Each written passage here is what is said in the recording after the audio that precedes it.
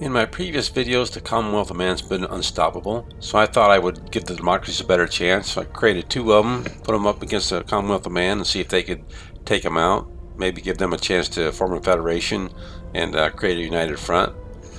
So I created the United Democracies, and their government type and traits and everything is exactly the same as the United Nations of Earth. Go over the settings real quick. I've changed my galaxy size from tiny to small. That way the empires have a little more room to grow and expand, especially since there's 3 of them instead of 2. The only other change I've really made, I left all these off. And I've left this set on Grand Admiral. Don't know how much difference that makes in an all AI game, but I did. And I've set the AI aggressiveness to high. So with that, I'll click the play button and we'll see watch the game progress. So this is how the empires ended up being positioned. Here's the United Nations of Earth, United Democracies, and Commonwealth of Man. So they've got plenty of time to meet up and form an alliance if they want to, although there's a lot of gap there, really. They're not as close as they seem. So they may have a chance to unite if they get along and then try to take out these guys down here. So we'll see what happens. I think I'll drop in and take a quick look at the empires before we start the game. Take a look at the United Nations of Earth ships. I'm sure they're like they always are. 2 small mass drivers and a nuclear missile, 2 shields and an armor. And United Democracy should be the same. Yep. And I would expect the Commonwealth of Man's to be the same also. But we'll take a look anyway. And they are. So 3 equal starts. So I'll let the game begin.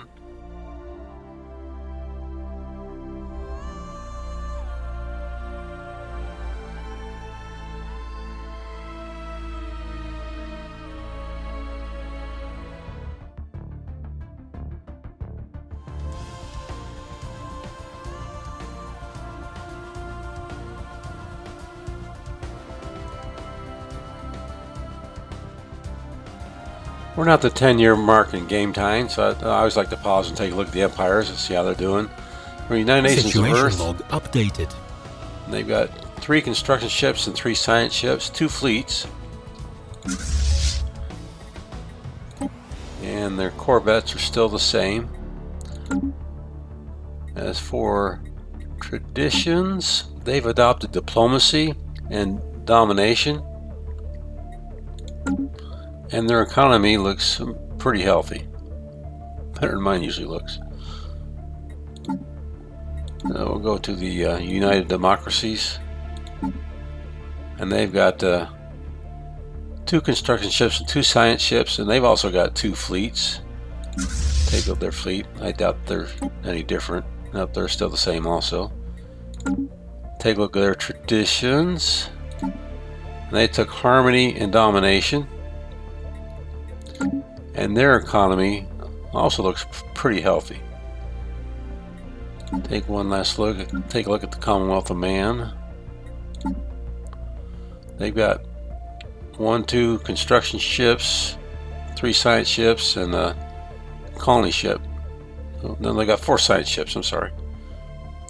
So let's take a look. They've got 1 military fleet, but it's a powerful one.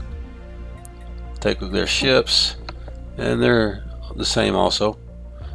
So one last take a look at their society management, their traditions, and they've only adopted one, that's supremacy.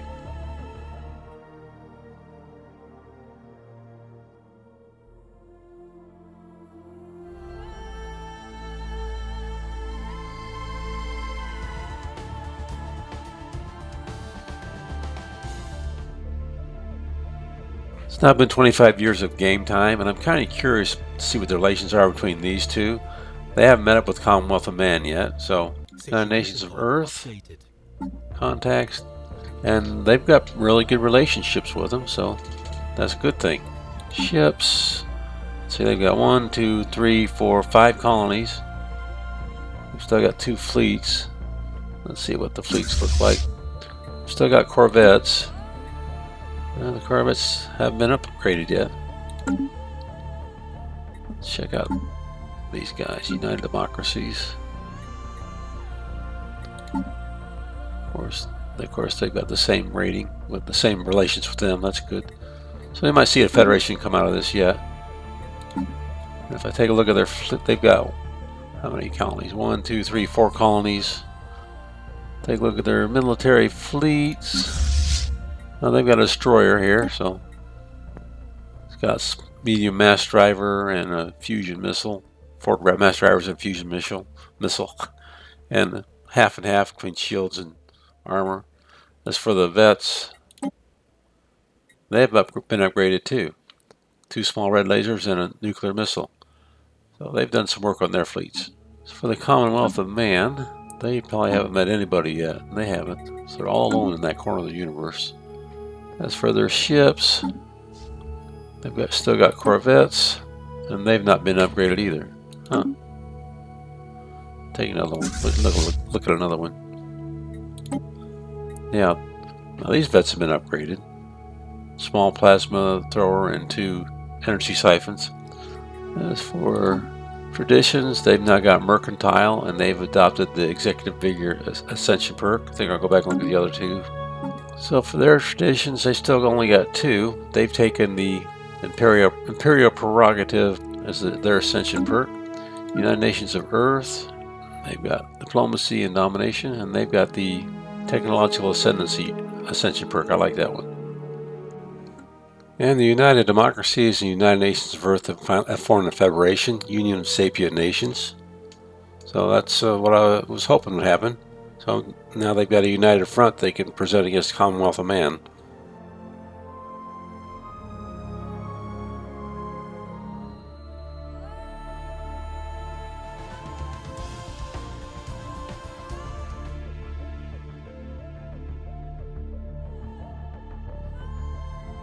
Well, I paused the game for a minute because there's now an invasion route between the Commonwealth of Man and the United Democracies. So I want to see what their ships how the ships stack up against each other and what their relations are. Commonwealth of Man, they've got a minus 116 with the United Democracies. So it's not bad enough for war yet. They've got first 1, 2, 3, 4, 5, 6, 7 colonies, a couple of shipyards and some star bases. Take a look at a couple of their fleets. This one's got some destroyers in it. And they've got medium coil guns and nuclear missiles. They're up to class 2 on a lot of these up here. And they're split evenly between shields. They're split evenly between shields and armor.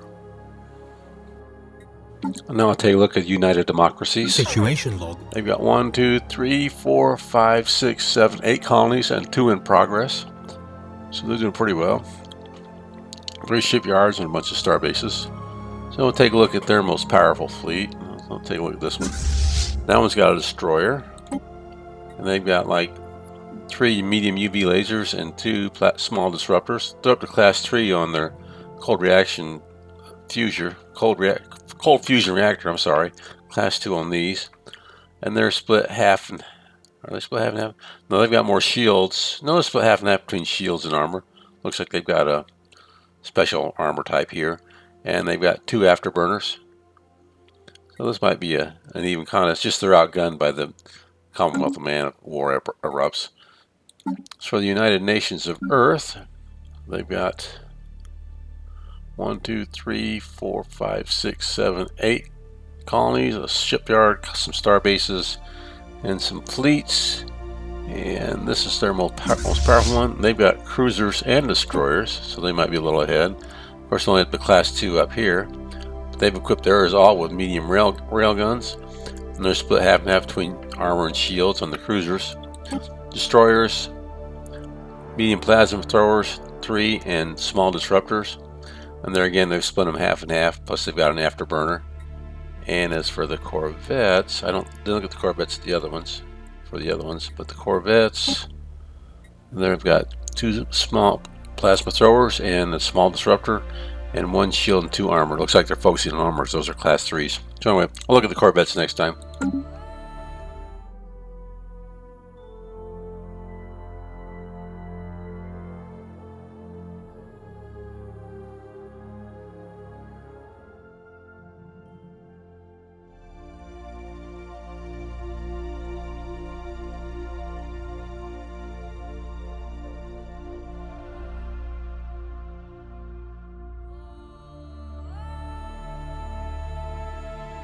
War has broken out, and the Commonwealth of Man is the aggressor. So I put the game on pause, take a quick look. But it's amazing to me that they have 68.9K of fleet power, which is more than these two put together. So that was a little bit of a surprise to me. So I think I'll zoom in, take a look at the. I don't see any real fleet buildups. I think I'll go into the United Democracies and see what the things look like. Situation log updated. Let's watch this a little bit. Station under attack. Station under attack. So it looks like United Democracies is losing every battle when they come into direct conflict with the Commonwealth of Man. And I don't see their allies sending very many reinforcements to them. Looks like the defenders are losing. So I don't see any help coming from the United Nations of Earth, which is probably a mistake. There's the United Nations of Earth fleet. And they did force the Commonwealth of Man to retreat. So help is on the way.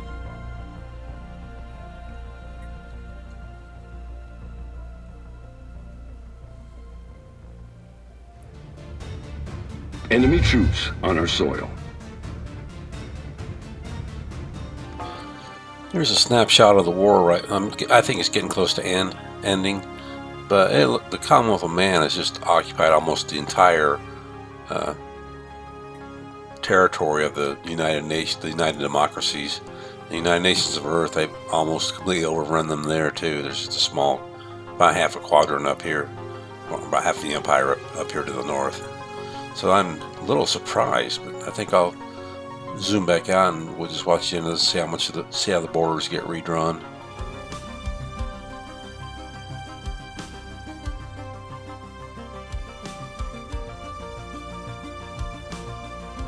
The war's over now, and wow, there's like 4 empires now. So we've got the Commonwealth of Man, United Nations of Earth, United Democracies, and hegemony of something. Hegemony of whatever is now a vassal of the Commonwealth of Man. United Democracies is still independent, and so is United Nations of Earth, but United Democracies lost a lot of territory. They're almost nothing. Looks like the United Nations of Earth didn't suffer too badly. But, wow, I'm surprised at how easily they knifed through the democracies. I think I'll do a little bit of a post-mortem here. So I want to go into the Commonwealth of Man, and I want to look at their ships. I want to see what kind of ships they've got. Take a look at this one. So their cruisers have large plasma accelerators and medium ion disruptors. Their antimatter reactors, that's class 4. The rest of the stuff's class 2 and 3. They're split evenly here between shields and armor, plus they've got 2 shield capacitors. That's on the cruisers. So the destroyers are pretty well upper tier. They've got a medium plasma accelerator, 2 of them. They've got 2 small ion disruptors. And they've got an energy siphon. And once again, they're split evenly between shields and armor with a couple of shield capacitors. So let's drop down to corvettes. And corvettes are mid-class here. They've got a class 2 small plasma accelerator, small ion disruptor, and energy siphon. And they're split. They got 2 armor and 1 shield, but they buffer that shield with a shield capacitor. Now go back and take a look at the United Nations, or the United Democracy Situation ships. log updated. They didn't do too well. So let's look at what's left of this one. So they've got a cruiser, and they're outfitted with 4 large UV lasers and 2 medium ion disruptors. They're split evenly between shields and armor pretty closely. They've got 3 afterburners. They're mid-level class up here. As for the destroyers, medium disruptor, blue lasers, split between shields and armor, and 2 afterburners. And as for the corvettes, they're a little lower tier up here, and they've stuck with blue lasers. 2 shields, 1 armor, and afterburners. So it looks like they went a little more for speed and evasion than weaponry, just at a glance. So take a look at United Nations of Earth. Take a look at their ships. So for cruisers, they've got 3 large plasma throwers and a medium disruptor. They're mid-level here for the most part on average. Split a little heavier focus on shields and armor, I think. 2 afterburners. As for their destroyers, 1, 2, 3 small plasma throwers, 2 small disruptors. Not quite, a little lower than mid-range here, up here. And they're split between shields and armor, and they're not using their auxiliary slots. As for the corvettes, 2 small X-ray lasers and a small Ripper cannon. They've got this upstairs, and 1 shield and 2 armor and afterburners. One more thing I'd like to do before I start the game back up is take a look at the traditions. So I'll start with the Commonwealth of Man. And he's got supremacy, mercantile, and expansion. He's got 2 ascension perks, executive vigor and acquisition. As for the United Nations of Earth, they've got diplomacy, domination, harmony, and cybernetics. And they've got 3 ascension perks. And the hegemony of whatever. I don't know how that works when you're whether you become a tributary to somebody else. Skip over United. Oh, I see. They kept what the United Democracies had. Okay. And they've got harmony, domination, diplomacy, and supremacy. And they've got 3 ascension perks also. So it looks like the Commonwealth of Man focused less on traditions and more on military growth. And I think that it looks like that paid off for him.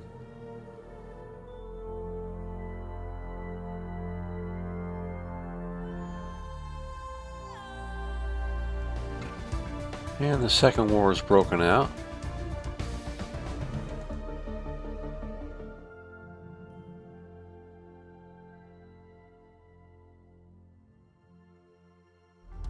Well, the Second War is now over, and when I look at the boundaries of the empires, it doesn't look like there was much change, just maybe another one added. But if I go into the Commonwealth of Man's contacts, he's got the hegemony of whatever as a vassal, but when I go down further, the United Nations of Earth is also now a vassal, just leaving the United Democracies to stand against him. And they don't really have enough firepower to do anything. They're too fragmented. So I think it's obvious that I should call this game a wrap and declare the Commonwealth of Man a victor again. And I'm just surprised I'm a little surprised they won, but I'm really more surprised how easily they did that. So I don't know what I'll do in a future video. Maybe 3 democracies or raise the primitives up to a higher level so the democracies got a better chance to interact with them and maybe boost their economy even more. So anyway, this is Rich from Loner Strategy Games. I'll see you later. Bye.